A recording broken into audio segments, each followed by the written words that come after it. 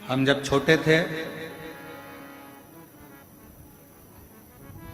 चड्डा पहनते, स्कूल जाते, आंखों में काजल लगा रहता, छोटी अवस्था, और कंगा पाटी पाड़ के सरसों का तेल लगा के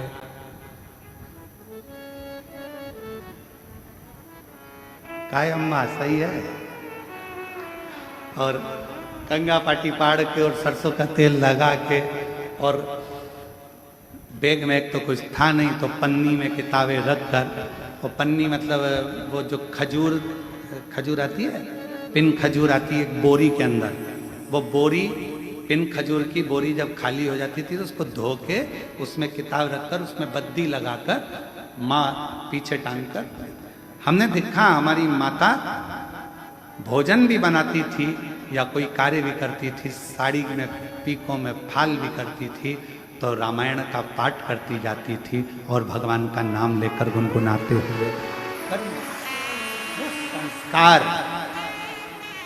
वो संस्कार शायद उनके संतानों में भी वो सीखे। मां प्रथम गुरु होती है। आप अगर रामायण लेकर बैठे हो, आप अगर गीता लेकर बैठे हो, आप अगर पुराण लेकर बैठे हो, तो तुम्हारी औलाद भी एक दिन सीहोर वाला महाराज जिस व्यासपीठ पर बैठा है, तुम्हारी औलाद भी वहां जरूर बैठेगी।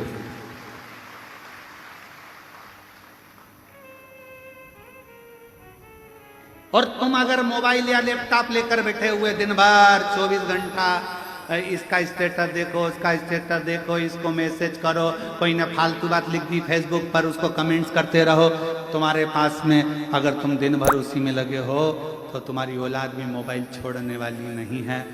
उससे दूरी बनाने के लिए तुम्हें अपने बच्चों को अगर विद्वान बनाना है तो थोड़ी विद्वत्ता अपने साथ रखना पड़ेगी। हाथ में रामायण, गीता, शिव पुराण, भागवत को रखना पड़ेगा, तब जाकर ये समय आगे बढ़ता है। गुरु मंत्र जो दिया जाता है वो 3-4 तरह का होता है क्या?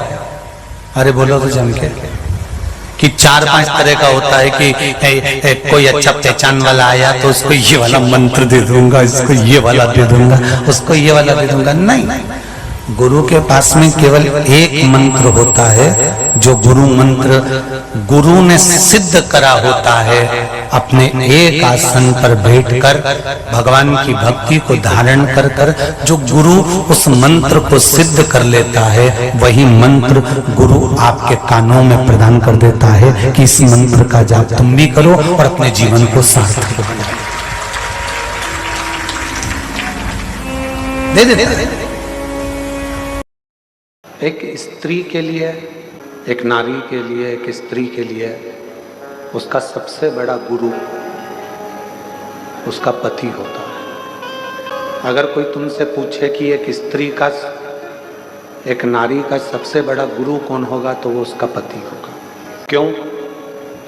क्योंकि वो उसकी रक्षा भी करता है, समय समय पर उसको उपदेश भी देता है, समय समय पर समझाने का कार्य भी करता है। शिव गुरु, शिव महापुराण की कथा कह रही है कि शंकर भगवान माँ सती के भी गुरु के पद को लिए हैं। शिव जी ने माँ पार्वती जी के भी गुरु पद को लिया है। और जैसे एक गुरु समय समय पर उपदेश भी देता है तो परीक्षा भी लेता है। और फिर निवेदन करेंगे, शिव महापुराण की कथा कहती है कि पार्वती जी को भगवान शंकर ने एक गुरु बनकर अमरनाथ की गुफा में बैठकर ज्ञान उपदेश दिया। मां सती को शिव जी ने जब कुंभज बाबा के यहाँ से कथा श्रवण कर आ रहे थे तो कथा सुनकर आते समय बीच में रुककर ज्ञान उपदेश दिया है। एक श्रेष्ठ पति का सबसे बड़ा लक्षण ही ये है कि उसको कभी ना कभी एक समय ऐसा लेना चाहिए जिसमें वो अपना गुरु पद निभा सके।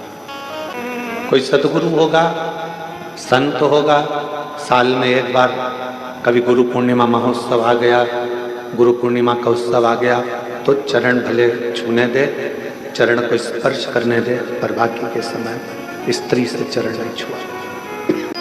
हमने पहले भी कथा में कहा, आज फिर कहते हैं, अगर घर में बुजुर्ग माता पिता बीमार पड़े हैं, घर के अंदर कोई बुजुर्ग बीमार पड़ा हुआ है, कोई रोगीला पड़ा हुआ है, किसी को तकलीफ है, कष्ट है, तो शिव जी को एक लोटा पानी ना चढ़ाकर उस बुजुर्ग को एक लोटा जल पिलाने का प्रयास करना, उसको अच्छा करने का प्रयास। बाबा देवादिदेव महादेव भगवान वो गढ़दानी शिव की करुणा करती है। नियम नीति और नियत श्रेष्ठ हो तो जीवन श्रेष्ठ होता है।